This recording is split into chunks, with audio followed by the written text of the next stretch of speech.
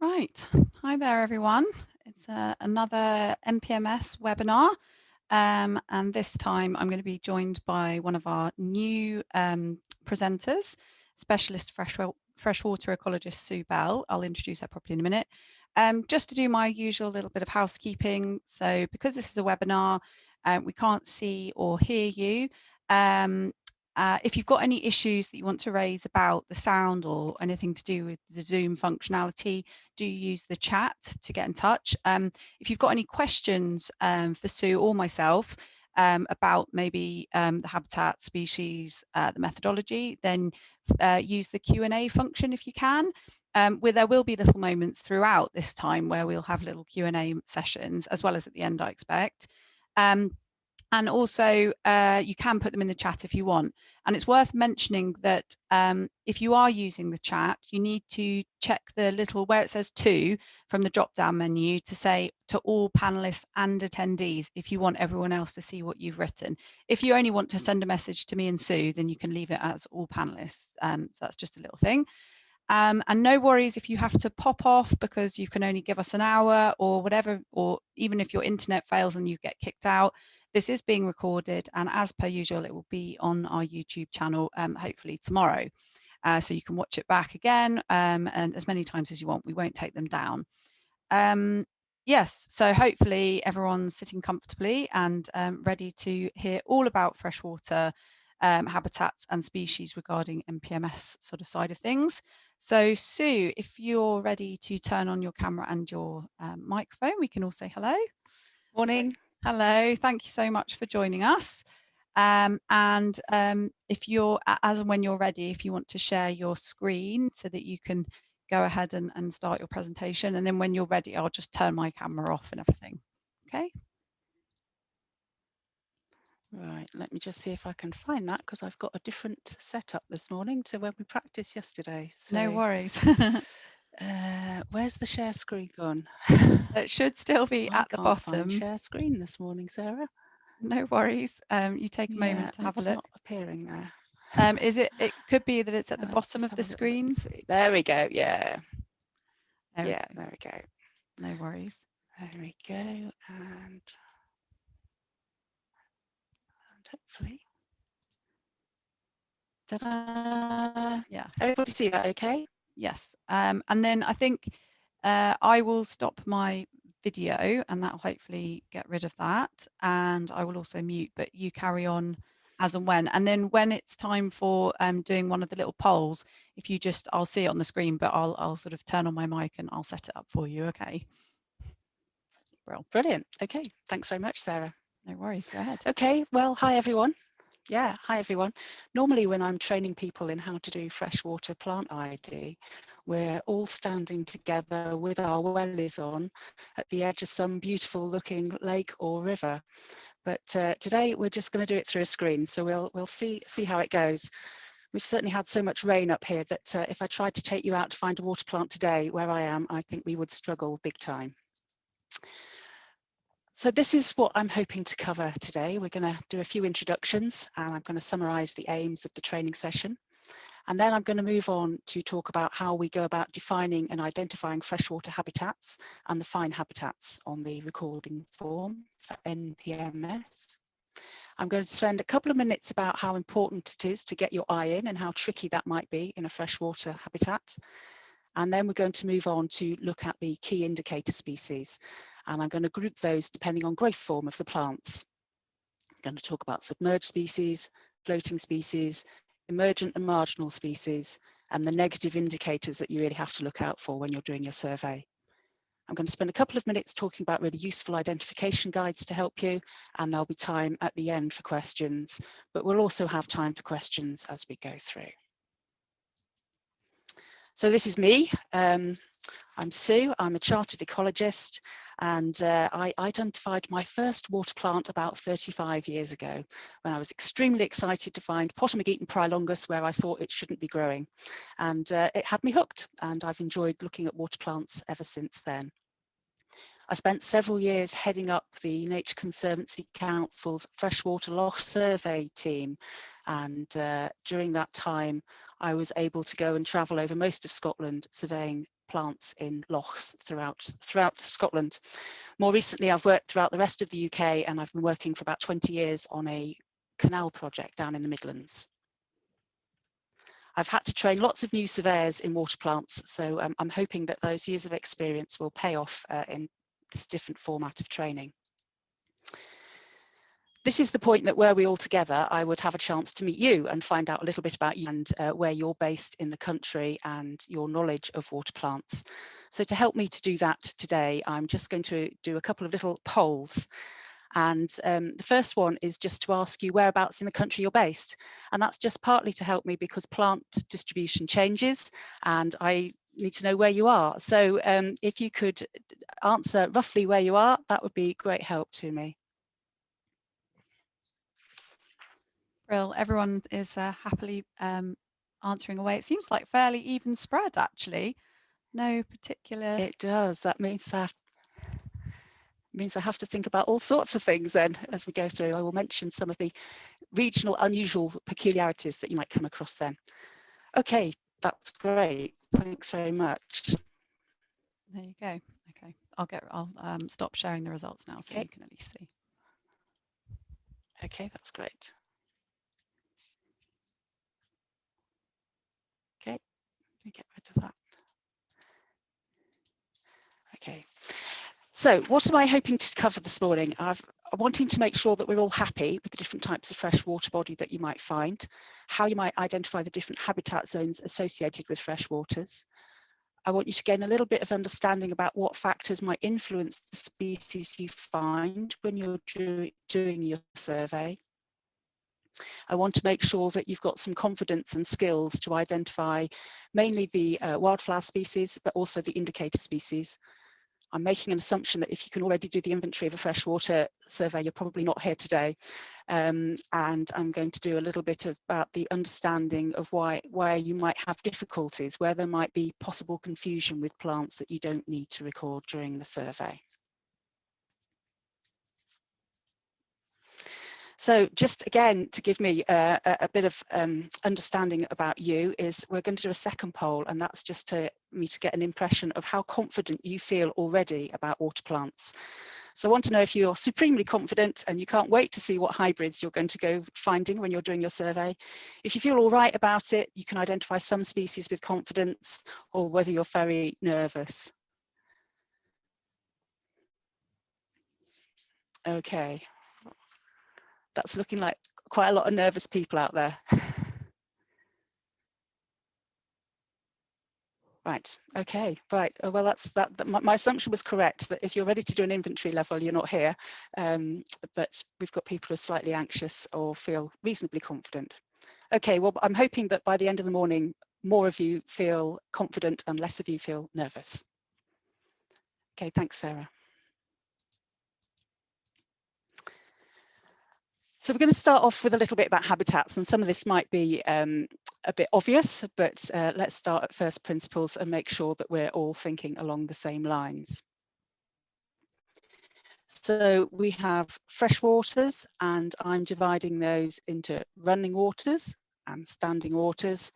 And for the purposes of the NPMS, you can then record rivers and streams as a group, or nutrient poor lakes and ponds, or nutrient-rich lakes and ponds.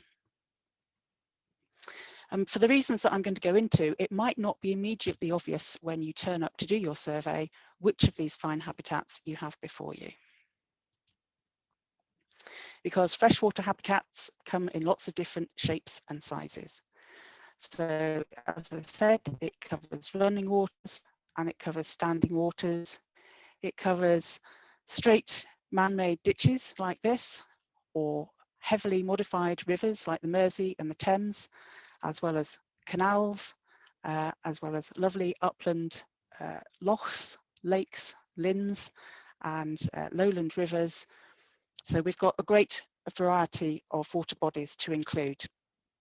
During the survey, we're focusing on those which are permanent water bodies, rather than water bodies that might be seasonal or that have a big drawdown. And I thought it was worth just making sure that we understand that we're recording freshwater and to try and avoid sites that might have some kind of salt or saline influence. And the best way of doing that is to have a look at your Ordnance Survey map. And I'm sure you're all familiar with an OS map, but the normal tidal limit, that's the point at which the salt water is likely to influence the water body, is generally marked on a 1 to 50,000 map there. And so you can see if we were going to be thinking about a survey here, the lake would be freshwater, the river up to the bridge would be freshwater, the canal above the lock would be freshwater. But this stretch of river would be saline influenced, and so we probably wouldn't include it. Also bear in mind that you might have a saline lagoon. So if you're working down in the south of England, around Chesil Beach, somewhere like that, or you're up in the Western Isles, somewhere like Loch Maddie, you get saline influence sometimes through shingle banks, but also into lochs. So just be aware that you might find areas that are saline influenced. And the best way of doing that, of working out if you've got saline influence when you're on the ground, is to try and look for this sort of characteristic sign of water level change, algae at the edge where water levels are going up and down. If you start to find things like seaweeds in your samples, then you know that you've got some kind of saline influence. So that's telling that we've got fresh water in general terms. And now I'm just going to make sure that we're clear about rivers and streams and the two categories of standing water. So running waters as a fine habitat is a broad category, but quite easy to tell. If the water is flowing, then it comes into the running water category. Just bear in mind that some rivers have weirs or some form of impoundment. So if you're upstream of that, you might find that flow is dramatically slowed, but that probably would still count as a running water site. Canals, although they're linear watercourses, are always treated as standing waters by convention, because they don't tend to have much flow. And again, we've got great variation in what you might find from these upland, rocky, fast-flowing watercourses to broader lowland watercourses. Standing waters, as I said, we've got canals, we've got upland watercourses, we've got lowland watercourses with richer beds of vegetation. You might be looking at reservoirs, you might be looking at man-made lakes, you might be looking at natural lakes. And you need to be able to sort of subdivide the standing waters into two fine habitat types. And that's being done on the basis of how much nutrient, how much food there is in the lake to feed the plants that are there. So water bodies show, throughout Britain, show a gradient from very low nutrient conditions to very high nutrient conditions on the right. And the terminology at the top are what scientists tend to use in terms of describing those nutrients. So dystrophic or oligotrophic tend to be called nutrient poor water bodies. Mesotrophic, eutrophic and hypertrophic are the more nutrient rich water bodies. And you find that as the level of nutrients in the water body increases, you get a change in the abundance and density of plant in the water body. So dystrophic and oligotrophic bodies tend to have very few plants, and at the mesotrophic, eutrophic end, you might have a lot of plant material, but it might only be of one or two species of plant. So how might you recognise them? Well, our nutrient poor water bodies tend to have peaty or brown water colour, or they might be clear water colour, and they tend to be very clear. You can normally see the bottom quite well, as you can see from a couple of these examples. The water tends to be acid to neutral. That's normally a pH of up to 7, and they tend to be rocky, lots of areas of bare rock or rough ground and areas of sand, or you might also find bits of peat in there as well. Vegetation may be quite sparse, as you can see here, or it may be a bit more abundant, like you find here, but it's very rarely lush. And I'll just put in here at this point, beware of marl sites. There's a very small category of water bodies which have a very high level of calcium carbonate, which are normally very gin clear water bodies. They tend to be very deep and they've got very restricted distribution. So if you're working somewhere like up in Durness or on Lismore or a couple of other places throughout Britain, you might come across these sites that you might at first think are nutrient poor, but in fact they're this special category called marl sites. And these are just a couple of plans of maps showing you roughly the distribution of where you're going to come across a nutrient poor water body. So if you're working up in the north and west of Britain, or in upland areas such as the Lake District, Peak District, the upland areas of Wales, that's where you're more likely to encounter a nutrient poor water body. So in terms of nutrient rich water bodies, these tend to be have a green water colour, and that's because of the levels of algae suspended in the water column. And because of that algae suspended in the water column, they tend to be quite cloudy, and it's quite difficult normally to see the bottom of the water body. They tend to be neutral waters with a pH of 7 or above. Typical substrates are silt and mud, and the vegetation can be very lush, and there might even be lots of algal coverage. And as you can see from the maps, which give you an indication of examples of nutrient-rich water bodies, they occur in places where there's quite rich rock, so places like Orkney, where we've got old red sandstone, in the lowlands of Scotland, and in the lowlands throughout England and Wales. So we've got the broad habitat that you might record for NPMS. You've got the fine habitat, but actually it can be quite tricky when you're standing on the shores to work out initially whether you're standing by a nutrient poor or a nutrient rich water body. So what I would suggest to you is that rather than worry about that before you go out on survey, do your survey on site, and at the end, when you've recorded all your species, that might help you reach a conclusion about which fine habitat that you've got in front of you.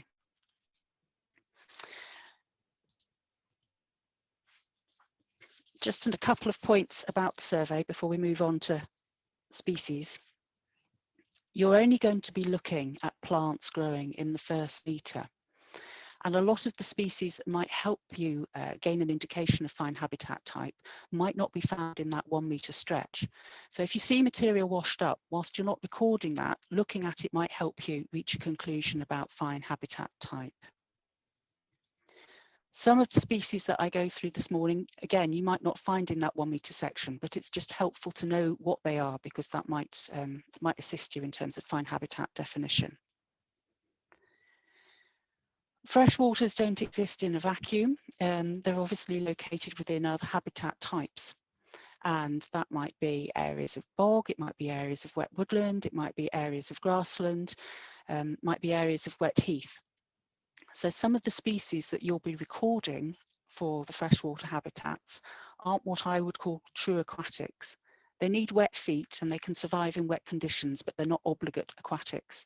And I'll be perhaps spending less time on those this morning because you'll probably be learning about those in other habitat types. I'm going to be focusing very much on what I call the more true aquatics. In terms of telling your metre from the shore, what I tend to do is I take a stick with me, and just an ordinary walking stick, and you can mark a metre on that quite easily. And that helps you when you're standing on the bank. You can just hold your stick out vertically, horizontally, and that will show you roughly your distance of 1 metre from the shore to help you decide where to stop your recording.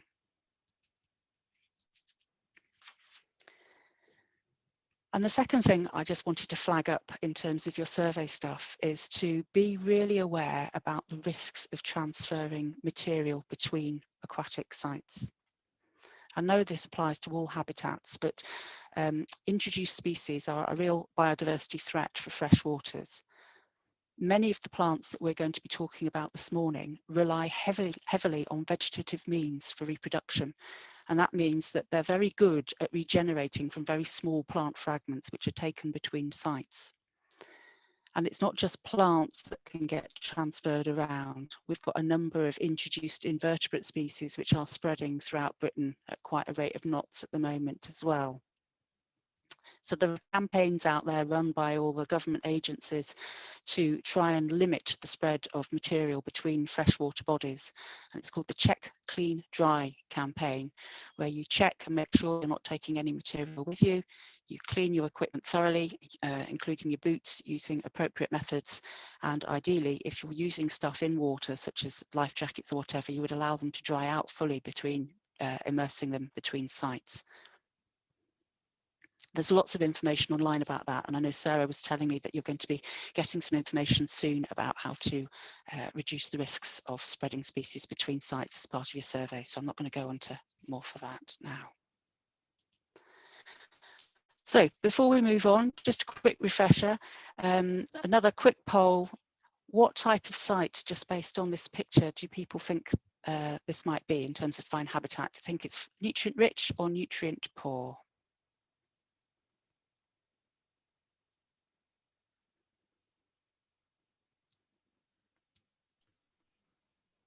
Oh, nobody's voting. Apologies, Sue. I put both. Very good. I had to put both lakes on because of the way that it's set up on. Oh, okay. On polls, but so we haven't got. Okay. So this is Lake A, isn't it, at the moment? We haven't got. Yeah. So this is Lake A. Yes. So sorry, folks. That's Lake A. So yeah, everyone's correct. Nutrient rich. We've got very rich, lush vegetation. And let's see if we can. So Lake B, if you can see that lurking behind the background there. Oh yes.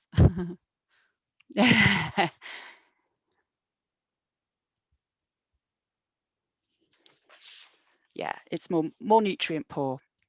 We've got much less vegetation, and clues such as the hills and so on give us an indication that it's more likely to be an upland site and more likely to be a nutrient poor site. Good.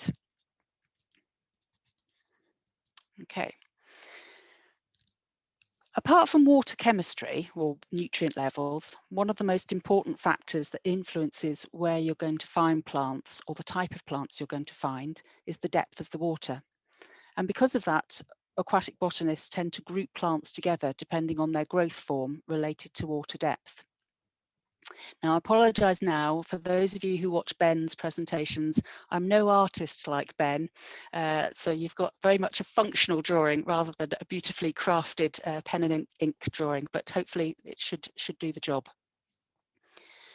So we've got these four broad zones, 3 to 4 zones that aquatic botanists tend to talk about, and they are pretty much as they sound. So we have marginal plants, which tend to grow on the margins of water bodies. And within this group would include all those species that tend to be typical of damp conditions like damp meadows, bogs, and so on, and aren't necessarily needing standing open water or a river or stream to grow. We then have the emergents, which, as it sounds, emerge from the water surface. So they might be found with their feet wet just above the water surface or growing below the water surface, but they always have their aerial parts extending above the water surface. Next, we have the submerged plants. And you get 2 different groups here. You can have ones which are rooted, and these tend to have their leaves either completely below the water surface, or they may have leaves that reach up to the water surface. All their flowering parts tend to be above the water surface, but not in all species. And therefore they tend to be limited to the zone where they get enough light through. So if rooted submerged plants will always be at a point where light can penetrate down to the bottom of the lake or the river. We have some submerged plants which don't have roots or aren't fixed to the bottom, and they can be in a little bit deeper water because they can float closer to the water surface to make sure they get enough light. And then we have plants which are floating, and again, these might be rooted like the water lilies. So again, they're limited to the areas where light can penetrate to the bottom of the water body. And then you can have the free floating ones, which tend to drift on the wind. And these are the sorts of groupings that I'm going to be using to talk about species today, because that will help you recognise species when you're out and about. So another quick question, which are zones A and B?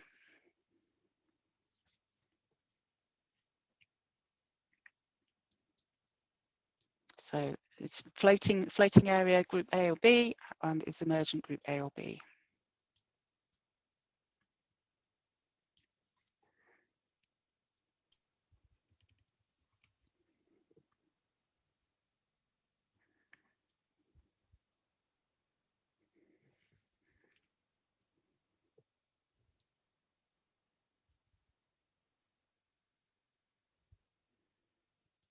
Okay. Right, well, group A, and I apologise if the arrows aren't great, are the emergent ones. I'm looking at these tall reeds in the background and the sedges here. And group B is actually pointing down here at the floating leafed species. So I think perhaps my arrows are not very clear. Okay, thanks, Sarah.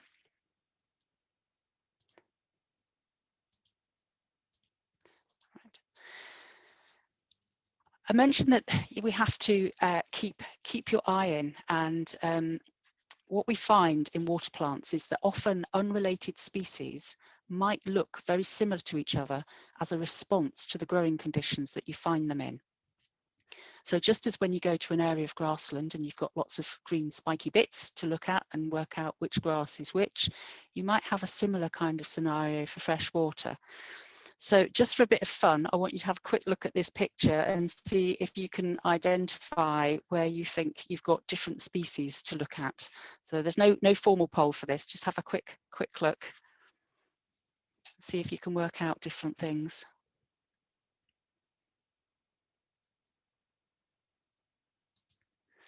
So what I wanted to point out was that most of this is one plant in here. This is Glyceria, which we'll talk about later, but if you can just spot these slightly broader, more blue-green leaves, that's a different species. That's Typha. So you can just see how tricky it is to start to get your eye in, and hopefully that will come throughout the morning as we look at slides of similar pictures. And just before we get into the more exciting bit to talk about those species, I just wanted to identify at this point two sources which I find really helpful in identifying water plants and that I've drawn on to help with some of the tips today. So the volume on the left is the freshwater British water plants, and actually I'm just going to hold up, this is my copy, you might see this picture more when you go searching on the internet. It was a key written back in the late 1970s to water plants, and it was the first book I ever used to help me with water plants, and I still go back to it now because it's got some really good little tips and keys. It's not fully comprehensive, but it's a really great starting point, so I would recommend getting hold of a copy of that if you're at all worried about doing water plant ID. And the second book on the right is a little bit more simplistic, but if you like colour books, colour photo books, then that's the book for you because it's full of colour photos. And we'll talk about other identification guides at the end, but I just wanted to flag those up just now. Sarah, I'm just going to pause there for 2 seconds. Have we had any questions in that you think would be best dealt with now on that first bit about identifying habitats before we move on to species? We haven't had any in yet. So I think because of the fact that we traditionally have like a question and answer session at the end, perhaps people are waiting until later to ask any questions, but none at the moment. So you're free to carry on at the moment. Okay, cheers, thanks. Oh, hang on, just as I say that. Can't see the details of the second book. I think the photo's just slightly... it's slightly blurry. Yeah. I've got a full reference to that at the end of the presentation, including a link, so that will be picked up later. Yeah, and somebody else asking what's the authors of the colour book, so I assume that's the same sort of question, so we'll cover that at the references. It's Spencer Jones and Wade, but it's covered at the end. Okay, thank you. Okay, so we're going to start off with submerged plants, and the best way of thinking about these, as I've said all the way along, is about growth form. So we're going to look at plants which are a rosette growth form, and these are the two species we'll look at. Species which have broad leaves along their stem. Species that have strap-like leaves in whorls around a stem. and finely divided leaves.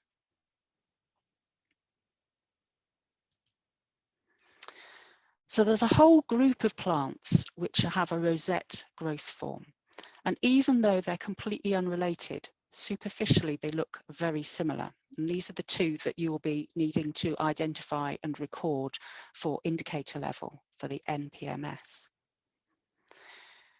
So the species on the left is called shoreweed or Littorella. And it is an indicator more of nutrient-rich habitats. But having said that, if you're working up in the northwest of Scotland, you will quite often find these two species together. You'll find big lawns of Littorella with little plants of lobelia dotted amongst it, and it's a recognised association of plant communities. So how are you going to tell them apart? Well, Littorella can be quite variable in colour. It can be this bright green, or I have seen it in sites where there's a lot of nutrients. It can go a very dark green, almost a bottle green in colour. It has runners and forms really dense mats, so I don't really you can work out. It's not the best picture. Taking photos of water plants is not the easiest occupation, but it will form new plants, a bit like strawberry and stolons. So it'll form runners and new plants and form really dense beds. So if you try and dislodge one of the Littorella plants with your finger or with your foot or with your stick, you'll see that it will pull up runners of plants, and it's quite difficult to pull it up as a whole rosette as well. The leaves tend to fall off on their own. It tends to be in the shallowest water because it can withstand periods of drying out. So if you get to a lake or a pond and the water levels have dropped recently, you'll often see the Littorella lawn from above the water level down below the submerged level. The leaves will hold their shape if you pull it from the water, but it's quite difficult, as I say, to pull out a whole rosette and hold it in your hand.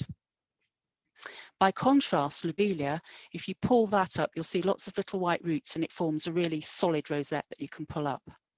They've both got sort of parallel sided leaves, but the lobelia is rounded at the end, whereas the Littorella is more pointed at the tip.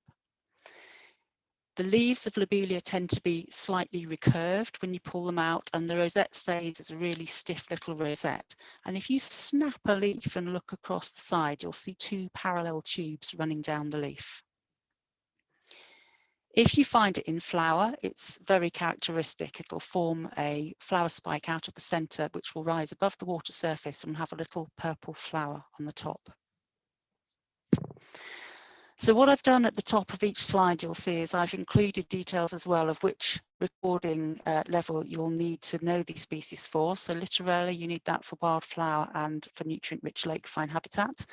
And for lobelia, you need that for the nutrient-poor lake fine habitat. And also at the bottom of each slide, I've included details of things that you might get it muddled with. So Isoetes is a nutrient-poor species, and it's quite an indicator of nutrient-poor conditions.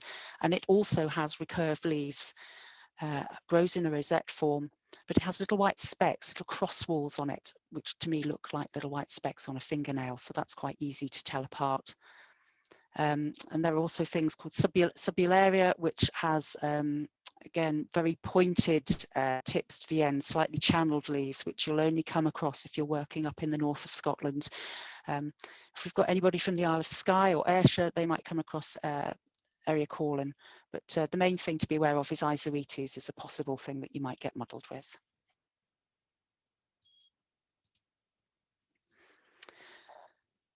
So broadleaves along a stem.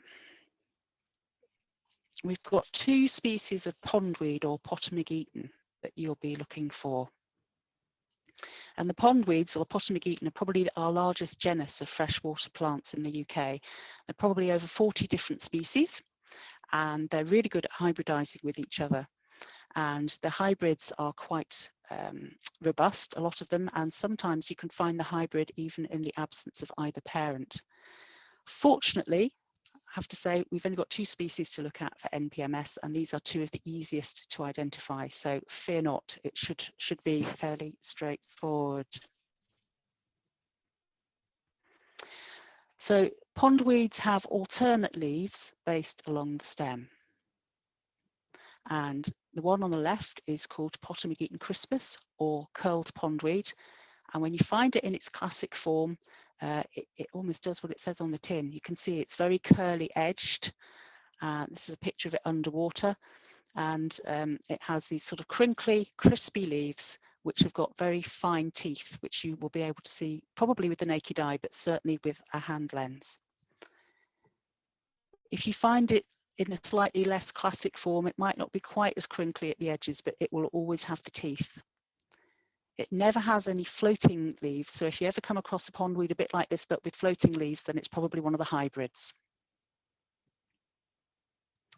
If we look at the other species of pondweed that you have to record, this is Potamogeton perfoliatus. I think this is a love plant. And the leaves, as the name suggests, almost completely encircle the stem. A bit like perfoliate St. John's wort, if you're familiar with that species. So that the base of the leaf doesn't have a stalk, but it almost completely encircles the stem. And the very other characteristic thing I always think of are these white veins that you can see really clearly. So from a distance, it can look a bit like a zebra plant. And again, this is something that doesn't have floating leaves. So if you find something looking like it, but with floating leaves, then it's not going to be Potamogeton perfoliatus. Very rarely will you find this with teeth. It's very young, it might have teeth, but it's generally a smooth edge and the tips might be slightly hooded. With all these pondweeds, they can be quite variable within the species, but so the things we're looking for are these rounded edges, lack of teeth, and the white veins, very much for the perfoliatus, and for the crispus, you're very much looking for the teeth. The stem's slightly flattened in crispus, and it's more rounded in perfoliatus. And the only things really you might muddle these with are the other species of pondweed, including the Potamogeton and Grunlandia. But Grunlandia has leaves in pairs, they're opposite pairs rather than alternate. And it's quite tricky to see from the photos, but these are alternate leaves.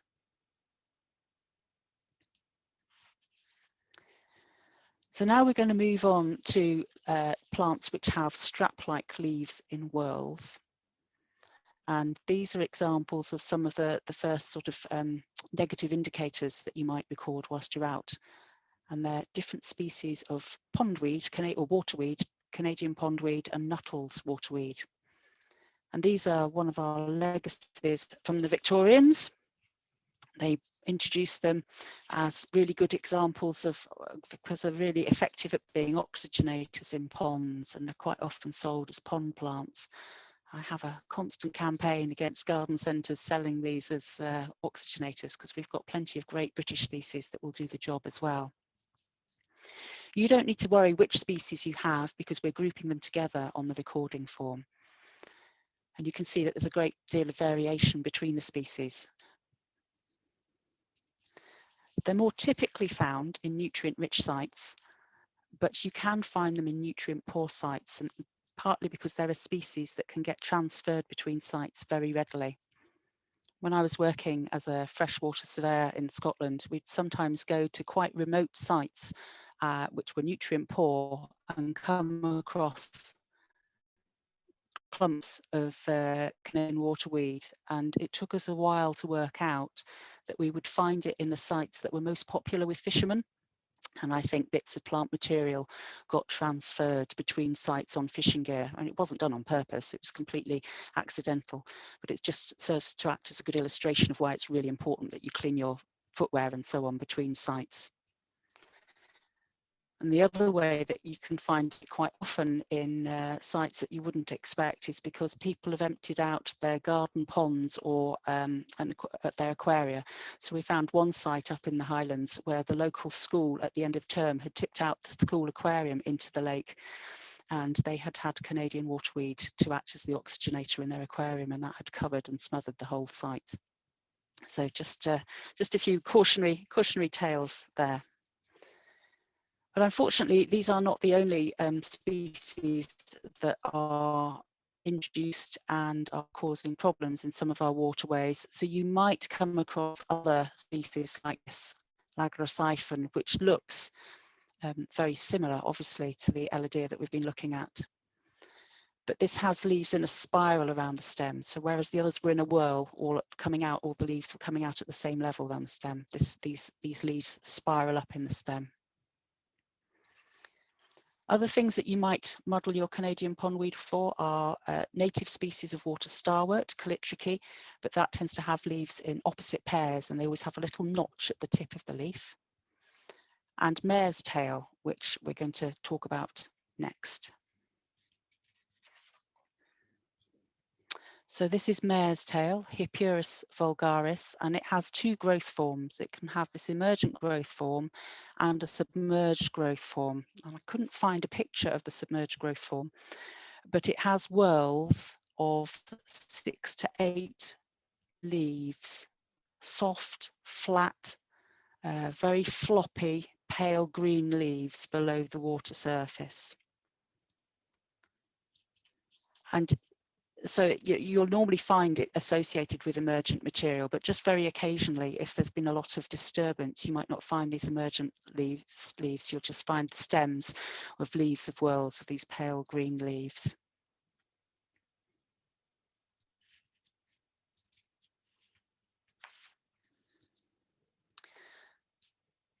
In terms of finely divided submerged leaves, we've got another invasive species here called parrot's feather, Myriophyllum aquaticum, and this is quite characteristic when you see it in the wild, as it were. It's very bright green, really, really bright green, sort of almost luminescent bright green, and it forms these stands that emerge above the water surface. So although it has some submerged leaves, it tends to form these emergent stands above the water surface. And each leaf tends to look more like a feather, and they're arranged in whorls of about between 4 and 6, but normally typically 5 around the central stem. We've got our own native species of Myriophyllum. So this is Myriophyllum alterniflorum, which is found in nutrient poor conditions. And there's a different species that occurs in nutrient rich conditions. And you can see they're very different. So hopefully you shouldn't get them muddled too much. And you shouldn't muddle it with the Hippurus because of the different appearances of the number of leaves in the whorl. We've also got other native species such as water violet, Huttonia and Keratophyllum, but I don't think you will muddle them too much with this because they don't have this iridescent bright green colour. Still thinking about our finely divided leaf plants. We've got the water crowfoots, which are very familiar to most people, I think, probably in rivers, and they tend to form quite dense beds in areas of riffle and faster flow. They're members of the buttercup family, and their flowers, when they flower, are like buttercup flowers, but are white rather than yellow. Like the Potamogetons, there are many and various different species, and they all hybridize, but you don't need to worry about that. We're only recording them as a group. Generally, you will find them with these finely divided submerged leaves, but some of them will also form floating leaves. I've also included on this slide similar species, another ranunculus, but it's a bit of a cheat really because this is actually something that occurs on the edges more, and it's Ranunculus scleratus, the celery-leaved buttercup, which is another species to record.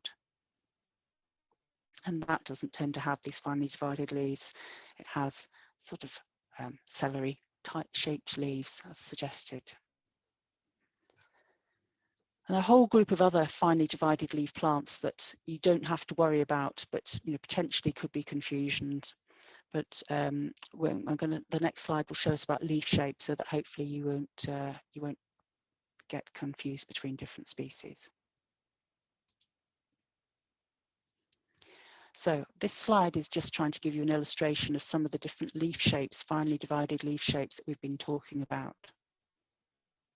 So this is the Myriophyllum, where the leaves tend to look rather like feathers. You've got the central vein, central part of the leaf with leaflets coming off, and those will occur in whorls around the stem for the Myriophyllum species. The ranunculuses growing in the water body, in the rivers particularly, tend to be divide 3 times rather than just dividing twice.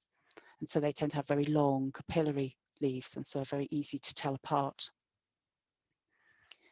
Keratophyllum divide just twice, and they tend to have little notches, so you'll be able to tell that as different when they're occurring around a stem to the myriophyllum, which look like feather leaves. And then we've got species such as Apium, where we've got little leaflets off a central stem and don't look like a feather. So we've got these different leaf shapes to be looking out for.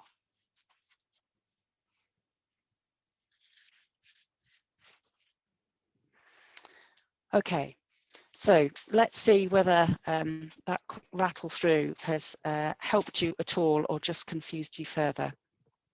So we've got 4 different plants here. So I've got plant A, which is a rosette form, plant B, which is a broad-leafed along a stem, plant C, which is another rosette, and plant D, which is a finely divided leaves. And let's see if we've got any thoughts about what the different species might be. So if I can say plant A, if anyone's got any thoughts about what plant A might be, whack it into the chat or the question and answer.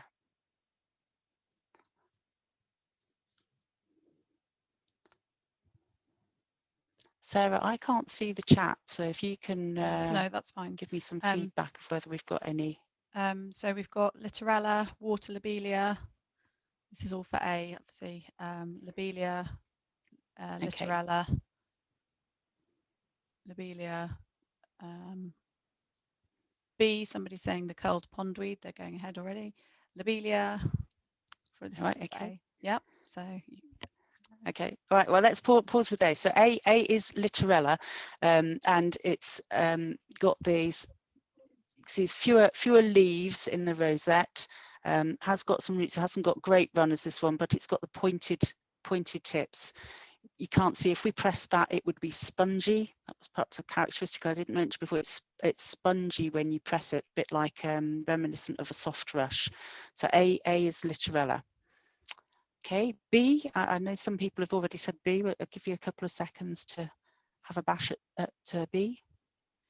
Yeah, lots of people saying crispus. Somebody just asking, is Littorella lobelia? And so just to say that, so Littorella is the shoreweed, and obviously lobelia is the water lobelia, just to clarify that.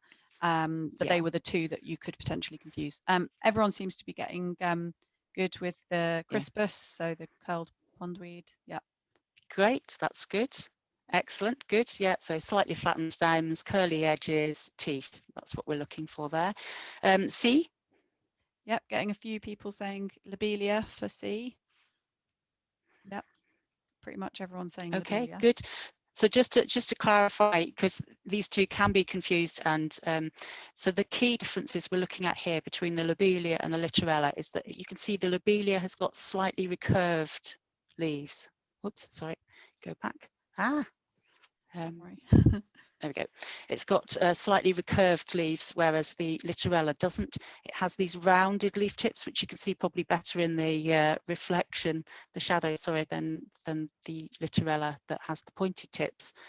If you could pick them up, this would be very spongy. The Littorella would be very spongy, and if you snapped it in half, it would be sort of spongy inside. Whereas if you snap a leaf of lobelia and look down it, you're going to get 2 parallel tubes. I haven't shown you a picture of the Isoetes, which I mentioned, which is another one that you won't be recording, that has 4 tubes inside. So no tubes Littorella, 2 tubes lobelia, 4 tubes Isoetes. And the last one then, D. Yep, so any thoughts from anybody on D? Water crowfoots, ranunculus birth, yep, water crowfoot. Yep. Everyone seems to be pretty good with that one. Good. Well, it doesn't sound like I've confused people. People aren't too confused so far. Okay. All right. We'll move on then. So I'm going to move on now to consider some of those plants that have floating leaves.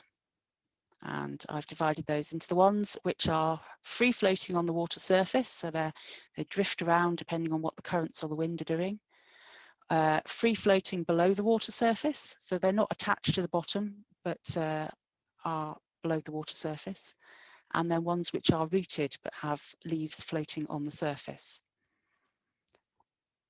And then I've divided these again, depending on if they're free floating on the water surface. I'm talking about ones which have got smooth rounded leaves or crinkly or wavy edges. Talking about the free floating ones are easier. We've only got one species to talk about which aren't rooted. And those which have got floating leaves, I'm going to be talking about the water lilies and other things that you might get them muddled with.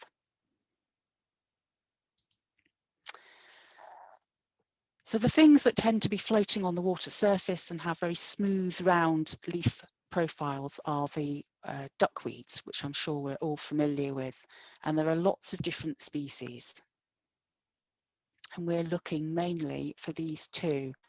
And I'll be quite honest with you, I've never seen either of these two species. So it may be that I've just not been looking in the right water bodies. But Lemna gibber, fat duckweed, looks a bit like the common duckweed that we might all have seen on the pond, Lemna minor. And its main difference from that is that it tends to have little fat undersides, hence its name Lemna gibber. But it doesn't always form those fat undersides. And when it doesn't, it's almost impossible to tell it from Lemna minor. So I wouldn't get too anxious about it. Generally, they're very, very small plants. They're no more than about 2 millimeters across, each of these green fronds. They tend to be single or 2 or 3 together where they're regenerating, and they have a little white roots that hang underneath it. Then we've got Spirodella, which is a much bigger duckweed. In fact, it's our biggest duckweed, and it's usually something between 5 millimeters to 5 to 10 millimeters across. So it's quite a chunky thing. It tends to be quite purplish underneath, and all the roots come from a single point underneath. So the thing that you're most likely to get these muddled with are the other species of duckweed. So Lemna minor, if Lemna gibber hasn't formed its fat underside. And we've got an introduced species, Lemna minuta, which is really tiny, and Wolffia. Wolffia tends to be almost spherical rather than flat. And Lemna minuta has a very reduced distribution, but if you're working somewhere in Oxfordshire or perhaps in the Midlands, you might come across it more there. One of the other things that has a similar leaf shape is the frogbit, Hydrocharis morsusranae. It floats, but it isn't rooted. And that's how you can tell it apart from a water lily, because it doesn't have any roots that are fixing it to the bottom.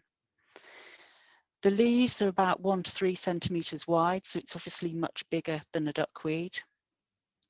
And whilst, as I say, it's not rooted, it also has these little veins in the shape of horseshoes on the leaf surface. So that's another way of distinguishing it from the water lilies. If it's in flower, then it's got these white three petaled white flowers, quite easy to tell. It tends to form rosettes, floating rosettes, which are joined by runners. But it's substantially bigger than the duckweed, so you shouldn't muddle it up.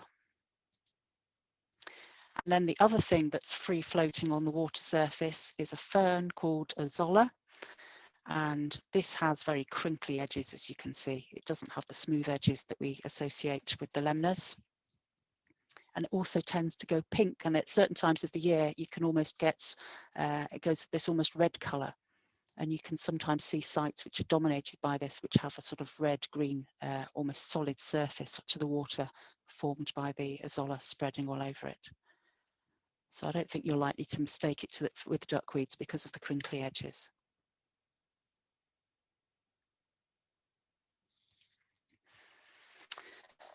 So we think now about the things which don't have roots, but they don't float at the water surface. There's one species that we're looking at, which is another species of the duckweed family called Lemna trisulca, or ivy-leaved duckweed. This is a picture of it sort of in situ, and this is me having hoiked some out and put it on a rock. So it does look a little bit like miniature ivy leaves, or I think it tends to look more like a string of bunting that somebody's pulled down, bundled up and chucked into the water. It floats just below the water surface and tends to be really bright green in colour. So if you're walking past, your eye might be taken by something sort of like a green greenish glow just below the water surface. And it tends to form quite dense balls or strands. And you can pick it up and pull it out and find that they're these separate little leaves joined together by runners.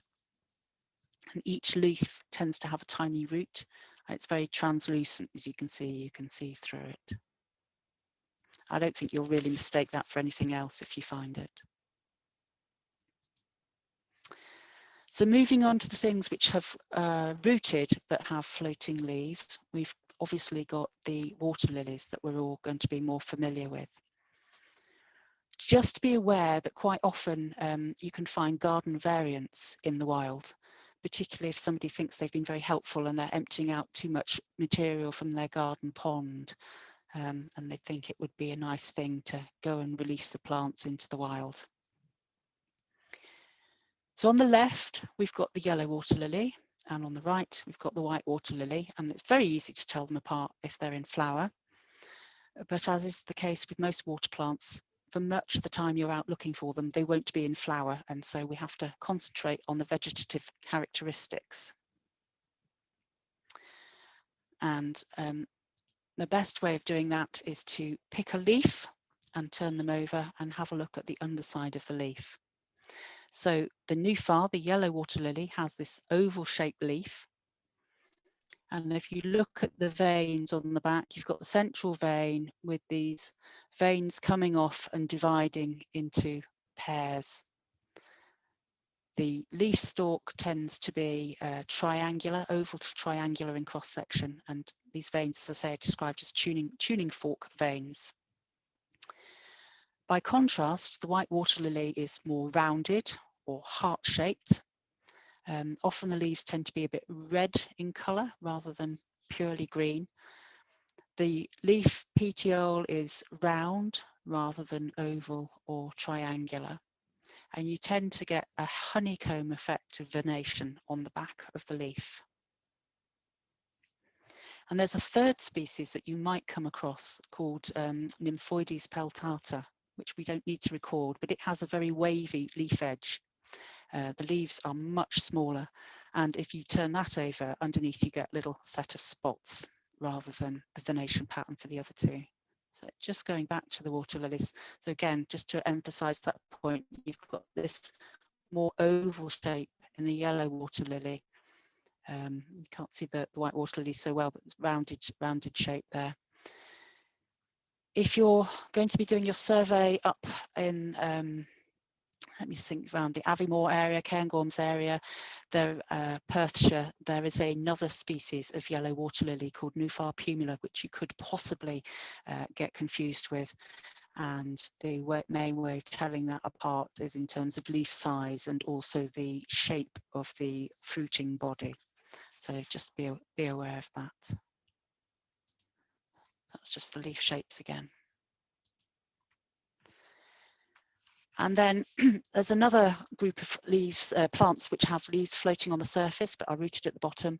And the main one you need to be able to record is Persicaria amphibia, or the bistort, amphibious bistort, and it has very oval, long oval leaves, central midrib, quite often red in colour. And you can sometimes muddle it with one of the pondweed species, which has floating leaves. Here's an example here, but you can see there's a difference in the venation. This has parallel leaves and tends to have a little joint at the top of the leaf, whereas the Persicaria or the Plignum has very long leaves and the veins are almost parallel.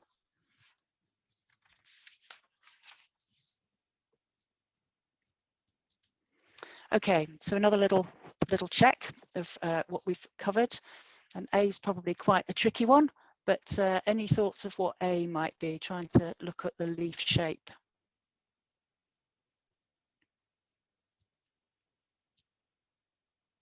Yep, so we've got yellow coming in. Yeah, good. Yellow water lily. That's good. Yeah. Yellow water lily. Yeah, good. Yeah, so we've got this. Yeah, it tends to be this sort of brighter green and this oval shape. So yeah, well spotted for not the best photo. B. Ivy leaf duckweed. Yep, Lemna triscula. Yeah. Trisulca, rather. Yeah. Yeah. Good. Yeah, that one's got a few other pondweeds scattered around it. So, well done, pick up on that colour there. C. We've got white water lily. A lot of people saying white water lily for Yep. C. That's good. That's a lot of people being right, which is good to hear. So rounded shape, and also you can see sort of some of them are slightly almost reddish tinge, so it's very different. So it's very different colour.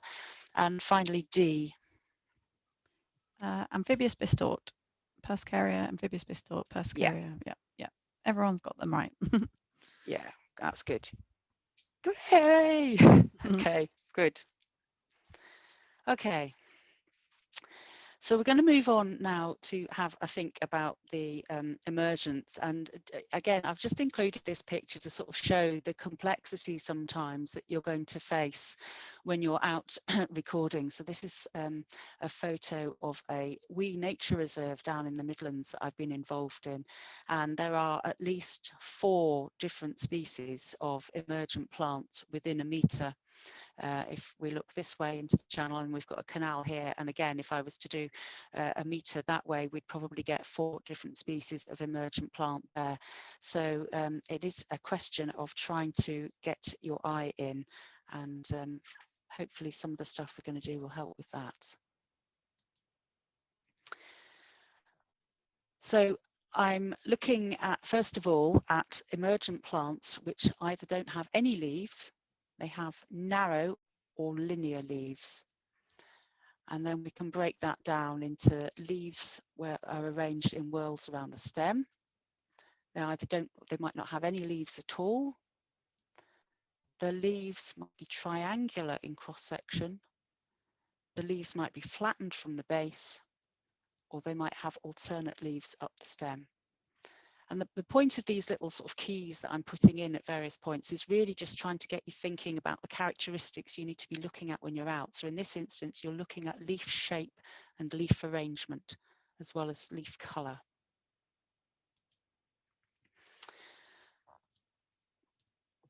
And I'm hoping that some of these little keys, which are sort of partly based on the stuff in the books I've shown you, but partly adapted really for the species you're most likely to need to record, you might want to print 1 or 2 of them off and take them out. They might be helpful for you when you're out and about, just to sort of act as a memory jog for things.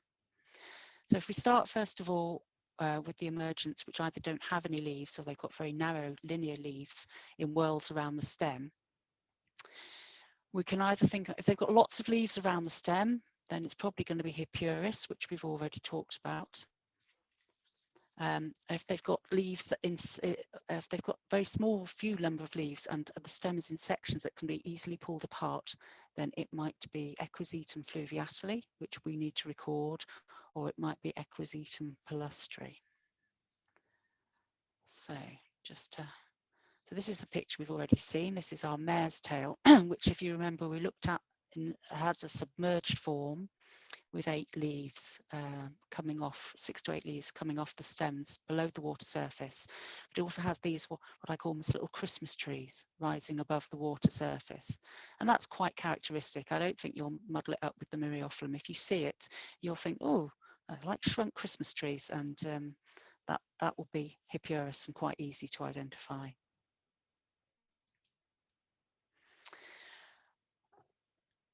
Then we've got, as I said, these plants which have very few narrow leaves in whorls around the stem. And here's a picture of it in situ. And so we've got the different water horsetails. This is Equisetum fluviatile. And you can see it's got these sort of little crown shapes. And if you just pull the stem apart, it separates at these junctions. It's got very few leaves coming off, but you can pull the stem apart really easily, and it's a completely hollow stem.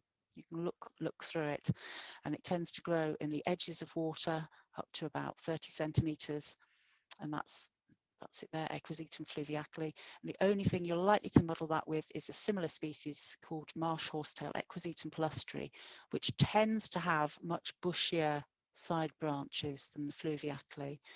And it will pull apart, but not quite so easily. And when you pull it apart, you'll see that the stem is solid up the middle rather than hollow. So that's the way to tell those apart.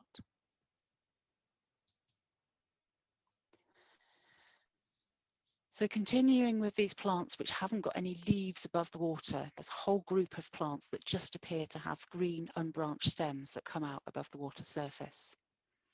And they might be very thick, robust stems, well over 1 metre tall, well over 1 centimetre thick, very dark green or a grey-green colour, and very spongy in the centre, and growing in normally quite deep water.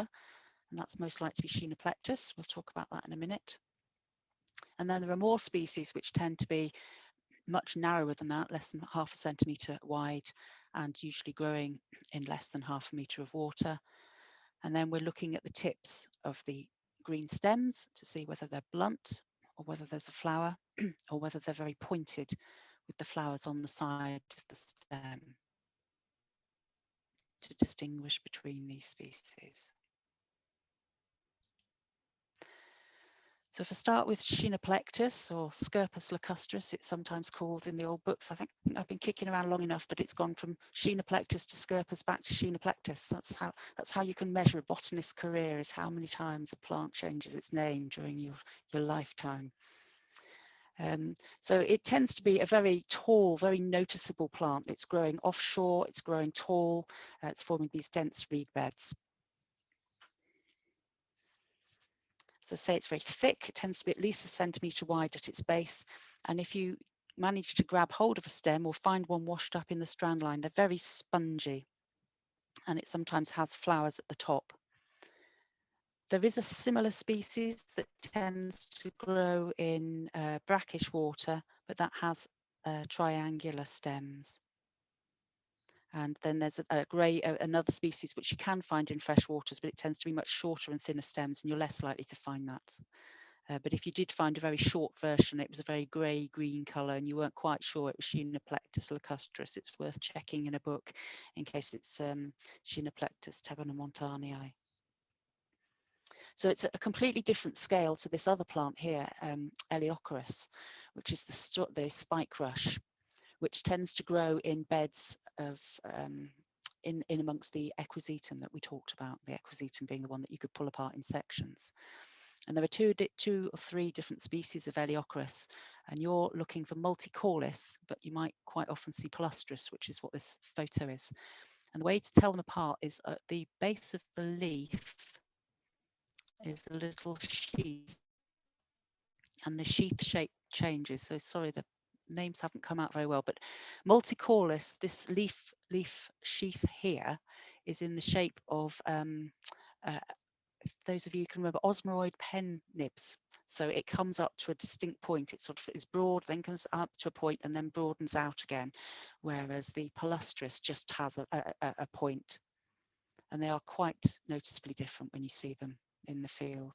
So to tell the species of Eleocharis apart, pull up one of the leaf stems, look at this sheathing bit at the bottom and see what the shape is.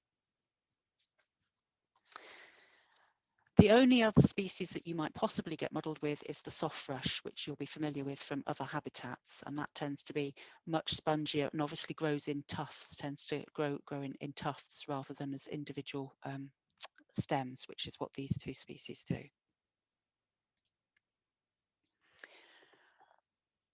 So carrying on with these tall green things coming out of the water, some of them have leaves or stems which are triangular in cross-section. And we can divide these into ones where there are ranks of two. Effectively, the leaves come out in ranks of two, whether the leaves are channeled and tapered to fine points, or whether they're slightly twisty. So on the left here, we have Sparganium, which is the burreed. And there are 4 different species of burreed, but we're just recording the Sparganium erectum, which is the biggest and most easy to tell. And it's always growing above the water surface. And if it's in flower, It's quite characteristic. But if you haven't got flowers, what you're looking for are this triangular base to the leaves, which are coming up. And they're quite spongy, so when you squash the leaf, they're really quite spongy, and the stems are quite spongy, and if you try and snap it, it's quite crispy, quite crunchy. And that's distinct from the sedges, and I've just included one of the examples of the sedge you're going to look at here. And sedges, again, can be triangular stems, but the leaves tend to be either V-shaped or more often V or M or W-shaped, depending on which way you hold them up in cross-section, and they're very rough. And you can cut your fingers on the edge of the leaves of a sedge very, very readily. So just be careful when you're looking at those. And then the third species that you could get confused with, which has triangular stems and leaves, is Butamus, the flowering rush. And that tends to have twisted leaves. The leaves are very pointed at their tip. They narrow, very pointed at their tip.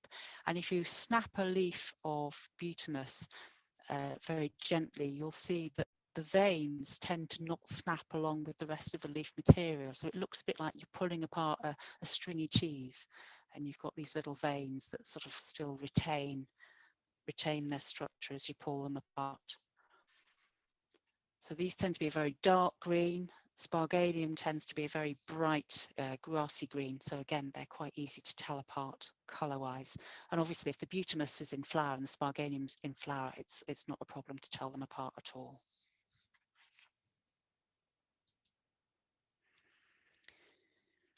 Then we might have other green plants which don't have triangular leaves or stems, but they have broad, flattened leaves, which all tend to emerge from the base of the plant. So they might be occurring in sort of overlapping ranks, or they might all fan out from the base or below the water surface. So the first lot sort of in these ranks, what are called the ranks of two, are iris, yellow iris, flag iris, which I'm sure we're all familiar with. You can find garden escapes as you're out and about, which might have different flower colour. And there's also acorus, which is similar to iris, but it has a tangerine smell if you squash it, and it doesn't have, whereas in iris you've got a central midrib, in acorus the midrib is displaced to one side, so it looks uneven, unsymmetrical. And then we've got typha, where all the leaves again are coming from the bottom, but they sort of fan out from the bottom, and they're this very bluey green colour. We've mentioned this plant a couple of times already. The main species we're looking for is latifolia, which tends to be quite big and butch, and it doesn't have a gap. If you find the flower, it doesn't have a gap between the male and the female parts. There's another species where there's a bit of a gap between the male and female parts, and it's a much thinner, more narrow-leafed species.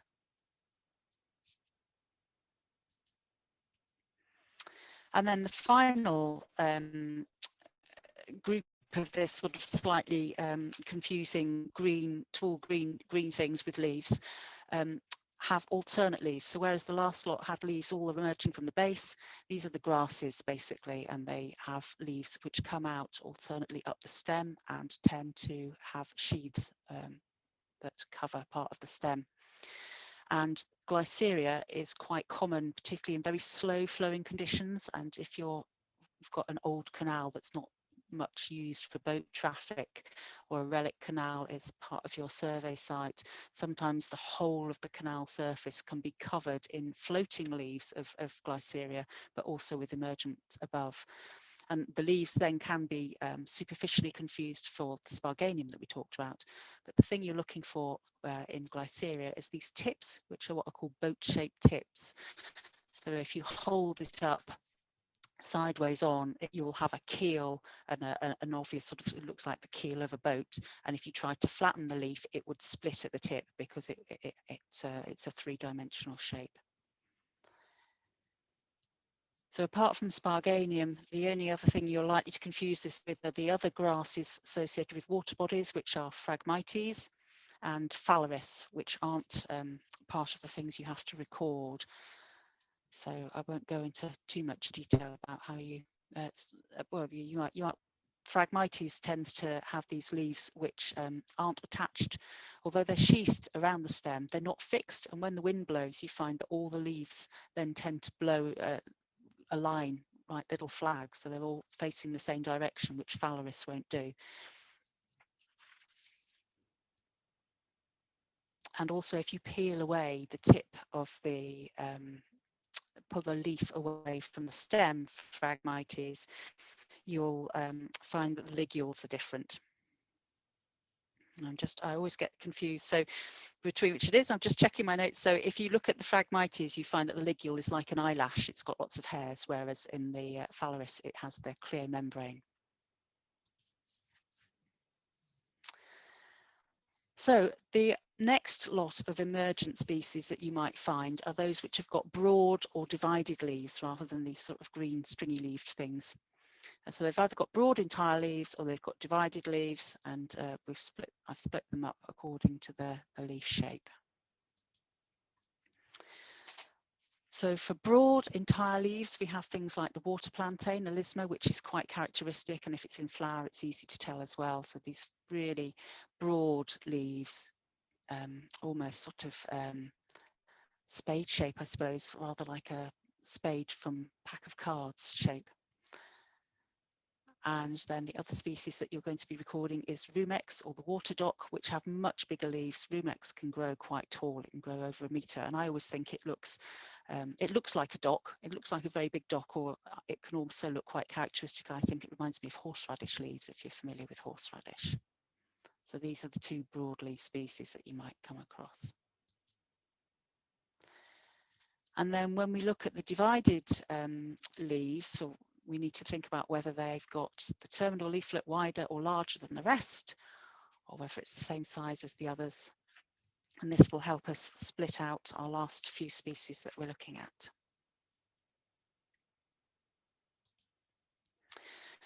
So we've got two members of the Umbellifer family, Berylla erecta and Apium nodiflorum, which is fool's watercress.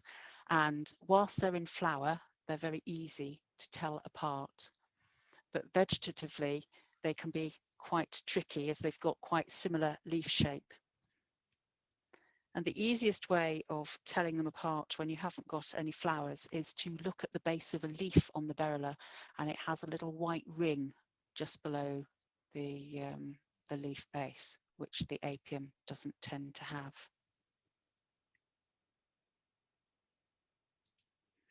And then there's the risk, obviously, of confusing fool's watercress with genuine watercress.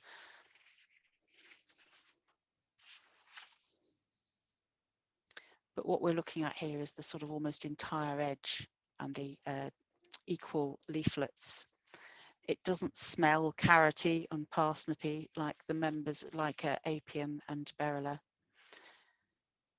It's got these very rounded, broad leaflets compared to the Apium here, where you can see that they're very jaggedy with little teeth, and the end is sort of quite a different shape to the pairs of leaves that you get on the watercress.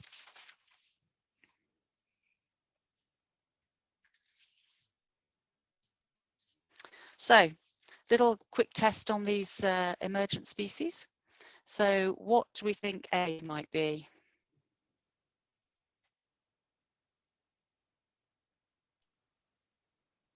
Feel free to use the chat again, anyone who wants to answer. Any thoughts on what A is? Yes, please. Yes, if people could. Yep, flowering rush all coming in thick and fast. Yep. Excellent. Good, that's good. B, any thoughts on B? This is a bit tricky because it's a different photo to the one I used in the presentation. Yeah, so we've got leaves alternate. So just to give you, so we've got a green stem and we've got leaves coming off it up the stem, and it's got pointy boat-shaped tips. We've got Glyceria, Spargina, Sparginian, Burreed, Glyceria, Glyceria. Okay, good. Everyone's in the right area. Yeah, it's the two that could be muddled. So this is actually the glyceria. So we've got the leaves coming up alternately, and as I say, we've got this boat-shaped tips. Sparganium would have triangular leaves, which except you can't see in the picture, but we've got these sort of pointy boat-shaped tips for the glyceria. Yeah. Okay, C. Reed mace. Typha, Yeah. typha, typha. Lots of people saying Good, that's good. Yep, yep. That one's a Yeah, solid. I made it easy by putting the flower in. Yeah, Yeah. that's good. Okay. D I know is quite tricky, and apologize, it's really difficult to get good photos out and about. So what you should is not as clear as it might be. It's got little sort of like little crown marks. Yeah, It's a so green stem horsetail, sticking straight out of the water. Doesn't really have any leaves. Yeah. equisetum palustre, can't see properly. Horsetail, Yeah. Yeah. water Yeah. It's the horsetail. water horsetail. Yeah. Yeah. So yeah, so again, we can pull that apart. It doesn't have many branches, so it's more likely to be the water horsetail fluviatile. And if we could snap that in half, we would see a completely hollow stem, indicating it's fluviatile rather than plustry. And then E, which is not the greatest picture. So oh, that's the little things that are popping out the top of the water. There's yes, about 3 of they're them there. visible Yeah, there. Yeah. yeah, Mare's tail. yeah, Mare's tail. Mare's tail. Yeah. Mare's tail. Yeah. Everyone seems to see yeah. that one. Very good. Excellent. Good. And then finally F. Again, that's quite tricky because it's a small photo. Yeah, yeah. Sparganium. Okay, so yeah. Yeah, apologize. There is a sort of flower, and it is the Sparganium, so it's sort of similar to B, but it's a brighter green, and it's sort of triangular, and yeah, it's not the best photo, I accept, but it's sort of different green to the glyceria, and the points are a bit more So that's it's the spongy, branched triangular rather than bur reed for everyone who's buried. Yeah, Sparganium. Yeah. Okay. Right, so just to sort of conclude before we go to questions, I'm just going to do a little recap about the negative indicator species that you might find and therefore record. And we've covered pretty much all of these except one through our little canter through so far. So this is the glyceria that we've just talked about, the reed sweetgrass, which has got the alternate leaves and the boat-shaped tips. This is Myriophyllum aquaticum, which is the milfoil, which has the very sort of blue-green emergent whorls of leaves of sort of 6 to 8 around the stem, and each leaflet is a bit like a feather. We've got the ellideas, the waterweeds, the sort of classic pondweeds that we might remember from doing experiments at school, the waterweed, Canadian waterweeds. We've got the azolla, which is the water fern, which is the free-floating, crinkly-edged plant which will drift around and can often go a red colour. And I think the only one that we hadn't covered so far is Crassula helmsii, which is the New Zealand pygmy weed, which is an absolute curse. And it's particularly a curse because it can grow in water of meter down to about 1/2 meter or more in depth, but can also grow in these shallow areas and can grow over terrestrial areas to find the next pond.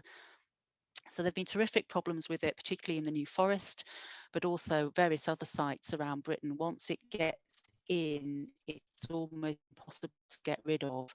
And as you can see here, it can spread and smother the native species very effectively. And I think you'll recognize it because it's quite, it's like a little succulent, effectively. It's very fleshy, and it has opposite fleshy stalkless leaves with these little white flowers that you can see. Whenever I've seen it, it's been instantly recognizable. Even the first time I found it in the wild, I knew what it was from having heard about it. So I think you should be able to find it with confidence if you're out and about. Okay, we're just going to do a couple of sort of final questions of testing polls almost. So here's a photo with some characteristic species that you might see up here.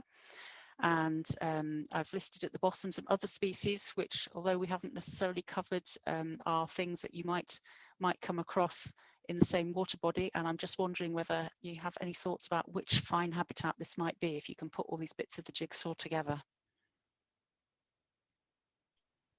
Again, so just type use something into the chat. Just into the chat.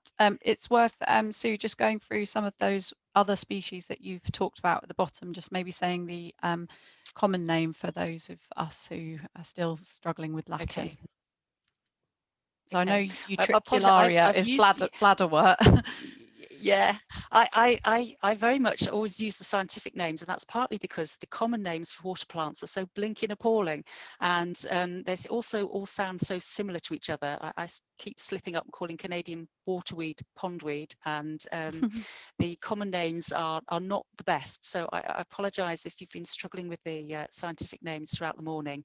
But yes, Sarah, I will go through those in a moment.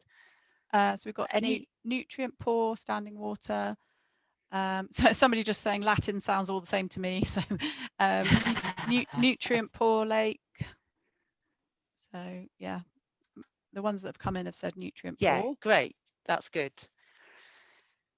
So just to sort of try and then recap of some of the things we've covered. So we've got a reasonable amount of vegetation, but it's not overly lush.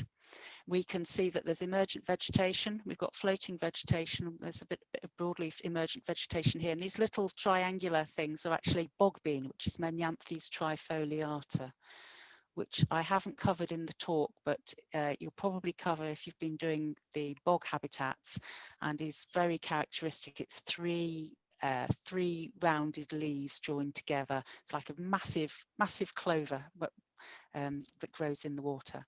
We've got some white water lily, I think, growing in here. This is the Schenoplectus, or the reed mace, I think is, no, reed mace is typha, I forget. Common spike rush. Club rush, that's it. Common club rush, common club rush, yeah. No, common club rush, yes, the white water lily. You see, this is why the confusion there, club rush and everything else. Yeah. That's why I just like the English names. So yeah, we've probably got some sedges here, some carex, I think, probably dotted in the back. This here is mainly the water lobelia with the rounded tips, and this I think has got some more bogbean growing here. So yeah, these species at the bottom of the isoetes, the quillwort, which is the thing that you could model for either the water lobelia or the shoreweed. And the isoetes is the thing that has the white cross walls and the 4 tubes down its leaf.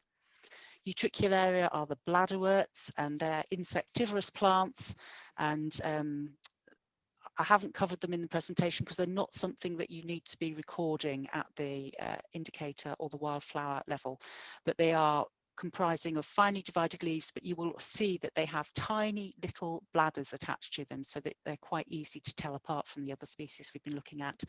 If you're very lucky, you might find them in flower. They produce little yellow flowers. Bogbean we've talked about, and Potentilla palustris is the marsh cinquefoil, which again I know you will have covered in the marsh and fen habitats, so I'm not going to go into detail of that one today.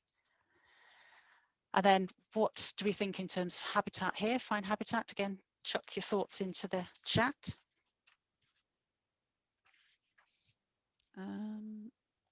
Yeah, that's it. Just let us know what you think in the chat again. Yep, nutrient rich coming in. Yep, nutrient rich standing water. Nutrient rich. Yeah, everyone seems to get that, so that's good. Good. So yeah, the key things are it's very lush vegetation. We've got things like the shoreweed, which we talked about before, with the pointy tips, spongy, rosette, runners. We've got the crispy pondweed, curl pondweed, with the little teeth at the edge and the slightly flattened stem. I've just included this picture of sort of water mint, which you might come across in the fenland areas. And we've got arrowhead, which is not something that we've talked about, but it's an indicator of nutrient-rich conditions, and yellow water lily. And the other things you might find are pondweeds and water milfoil. And then no prizes for guessing the last one, but Humour me by entering some thoughts in the chat about what habitat this is.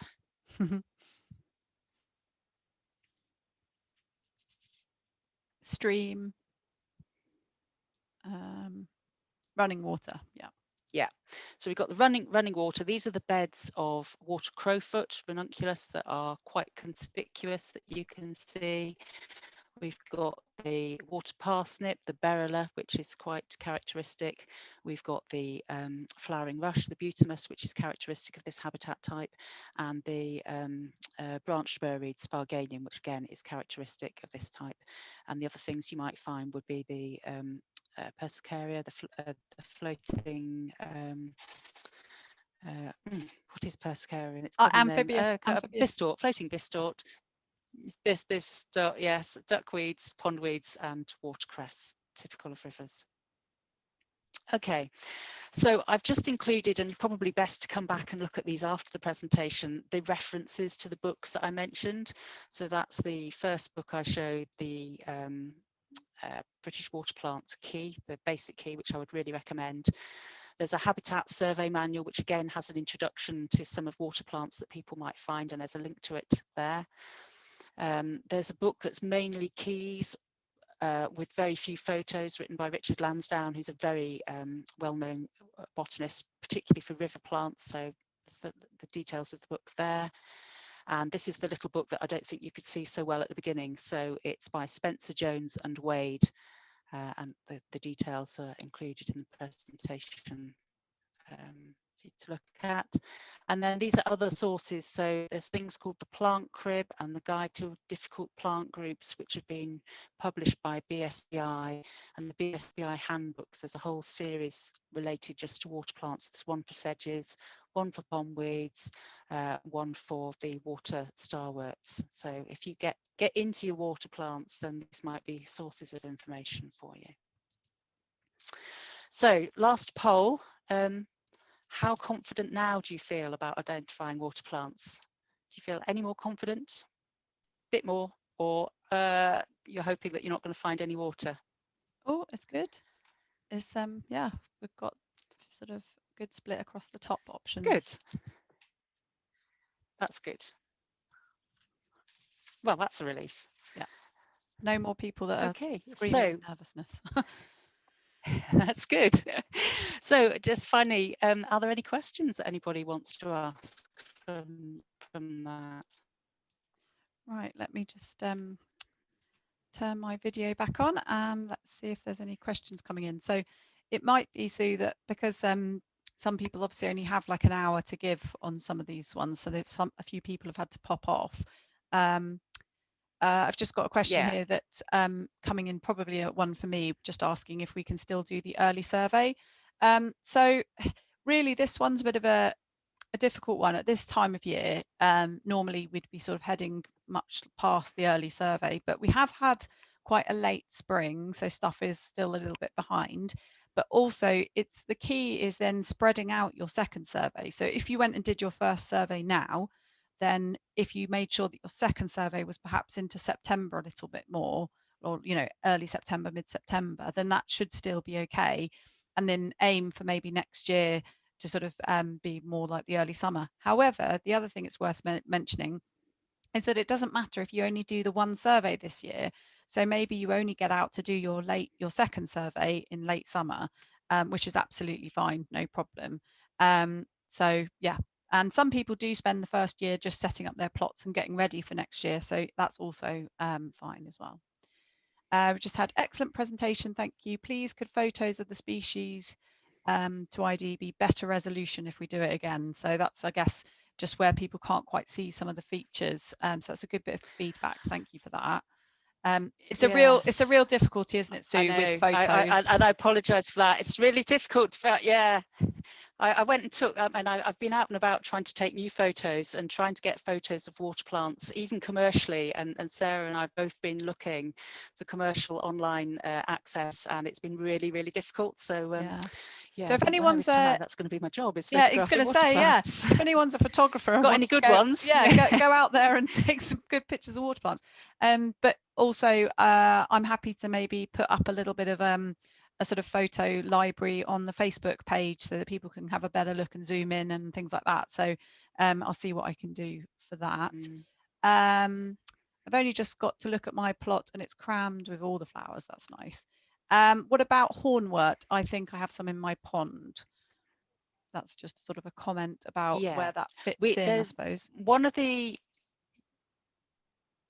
Yeah, hornwort Caratophyllum is one of the plants that has the sort of submerged floating, it's a floating plant below the water surface without roots, and it has divided leaves.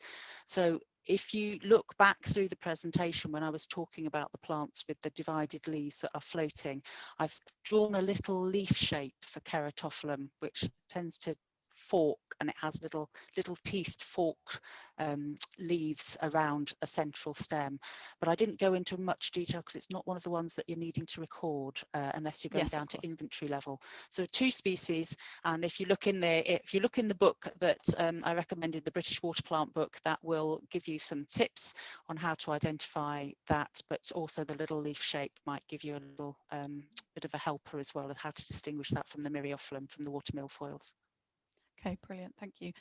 Just a comment here saying that they've done their first survey of a fast flowing stream and they got 0 indicator species, which was not a big surprise. Is this still worthwhile? And this again is one for me really. So one of the really interesting things about plant recording that's normally done historically and sort of currently is that most of the records that get sent in are for the presence of certain species.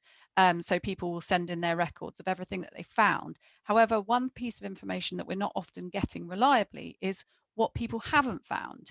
And that true absence data can actually be really, really important. So if you are going to your plot and it includes one of these habitat types, and actually you're looking at your list, you've checked over everything and none of the ones that are there for that habitat type are in your plot, and you think, well, that was a big fat waste of time. It's really not a waste of time because that true absence data is so vital and it will be used for analyses later on. So especially if you're managing to put detail about the kind of management that's happening for that site, because that will all be sort of connected. And then I don't think we've got any more questions that have come in. So if anyone's suddenly thought of something, do quickly type it away.